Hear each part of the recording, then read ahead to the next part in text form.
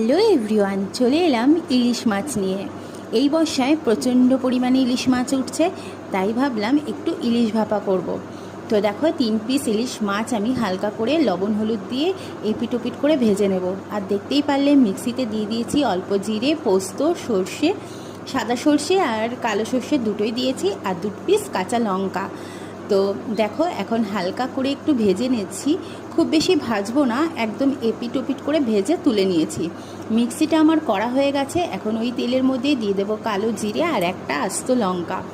যেহেতু কম ঝাল দিচ্ছি কারণ তোজও খাবে, ওই জন্য এবার মিক্সির জল ধুয়ে সমস্তটাই তেলের মধ্যে ছেড়ে দিলাম মশলাটা। এবার স্বাদ মতো লবণ, একটু চিনি, সামান্য একটু কাঁচা তেল আর দিয়ে ভালো করে কষিয়ে মাছগুলো দিয়ে দেব।